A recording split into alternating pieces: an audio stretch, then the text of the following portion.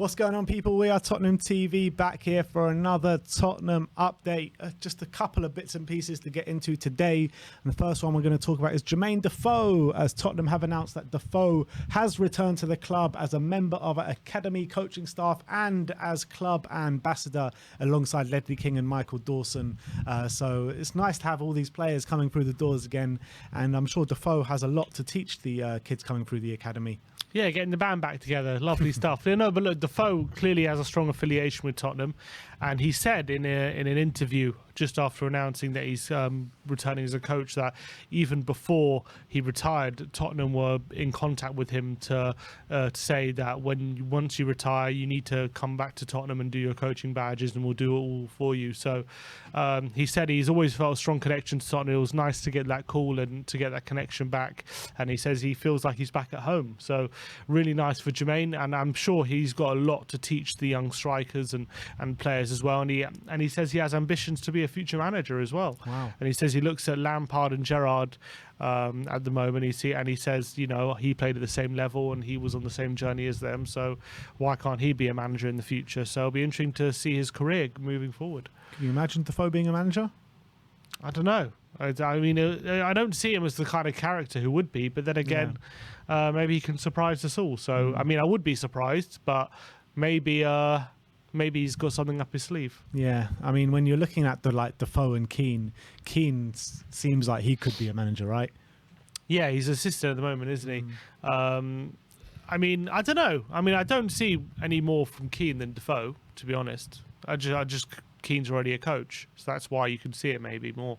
But I think I'm just looking at like the mentality the two players had, and Keane was just like, you know, captain material, which potentially could turn into like manager material.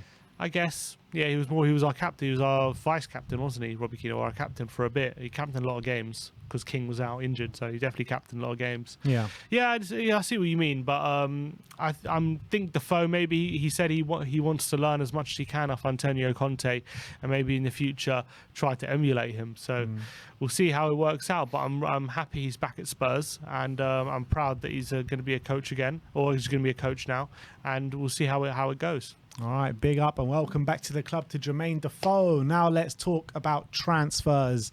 And where else to start but Giovanni Lo Celso, as Damasio broke the news that Giovanni Lo Celso will join Villarreal on loan. However, there is a buy option and Giovanni will fly to Spain today to complete his medical to sign for Villarreal.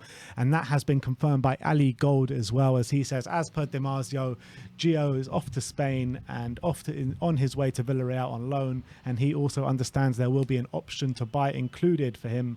But Matteo Moretto kind of pushes back on that, and he says Lo Celso to Villarreal is all but worded, nothing signed yet, but practically closed, and the formula is a loan without a purchase option. So conflicting reports there. Yeah, well, three people saying there is a purchase option, and Matteo Moretto standing alone at the moment saying without. So although there were a lot of rumours yesterday or a couple of days ago saying it isn't, there is no purchase option, so maybe there is something to it, but I would be surprised if there isn't. We don't want to keep him around. I think Villarreal want to keep him permanently. If the price is fair, then surely it makes sense that there would be a purchase option. So it makes more sense to me that there is one. And I think from Tottenham's perspective, we just want this deal done with him. We want him out of our hair. So hopefully there is a eventuality where he can leave permanently. Yeah, and it'll be strange that Ali Gold will be reporting that there is a buy option if there isn't, to be honest, as he has, you know, very close ties with the club and stuff like that. So I'm going to assume there is a buy option in this one for Giovanni Lo Celso, but happy days that this one seems to be kicking off this weekend, and hopefully we'll see him holding up the shirt sooner rather than later.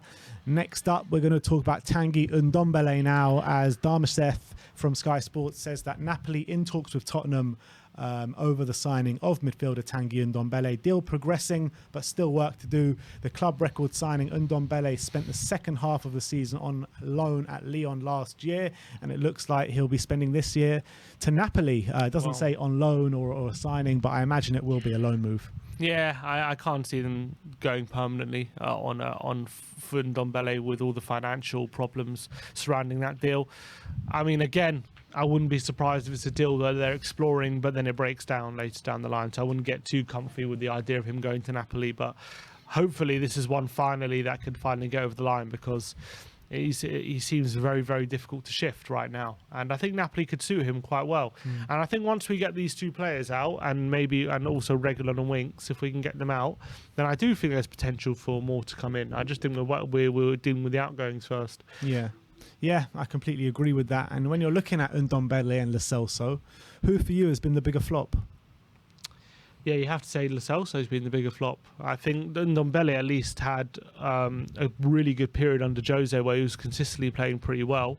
And I think on the pitch he showed more quality. I think Lo Celso had a period where he was really important to the team, but that didn't last very long. And I think Ndombele, in the end of the day, probably had more standout performances and more better performances. I'd agree with that in terms of what they showed on the pitch. But with Ndombele, I mean, with that technical ability that he has, it's just such a shame that we couldn't get more out of him, because I still genuinely believe that in terms of his ability, still one of the best in the Premier League. Do you reckon whoever fulfill his potential? Nah, I don't think he will, to be honest. I don't know what he needs to fulfill his potential, but I don't think he's going to do it in like the best league in the world, whether it be in the Premier League. And I think that with Ndombele, you're always going to feel like he could have produced more, always. Yeah. Do you think if he went to like a Man City, he would have done better?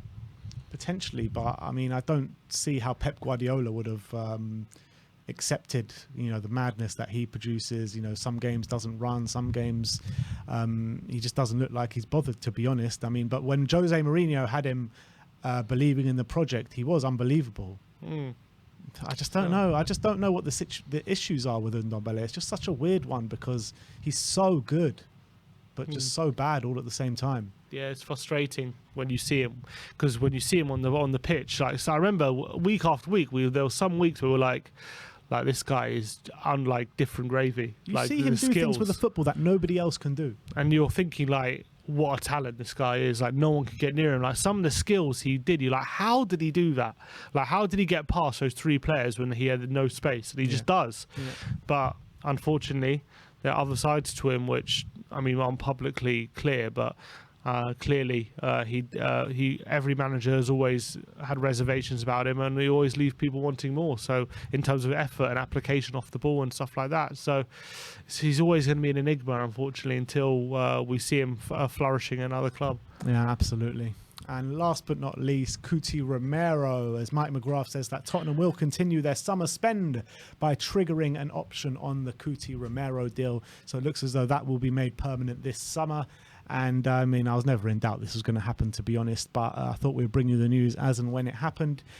So yeah, Romero is going to be made permanent this summer, and happy days. Yeah, that was always going to happen, wasn't it? 40 million, what an absolute bargain for how good he has been and how much better he can be as well. I mean, Romero had a brilliant first season, but I just get the feeling he's only getting started. Absolutely. And I can't wait for a proper season with Conte, a pre-season under Conte. Now he had a brilliant start against Southampton. He's just I've never seen a centre back so much fun to watch than Romero. Honestly, I like centre back's usually quite a boring position, but somehow Romero makes it exciting and makes it fun, and just he's like one of the only centre backs that can get you off your seat in the way he plays, and I can't wait to see more of him. Yeah, no, absolutely spot on.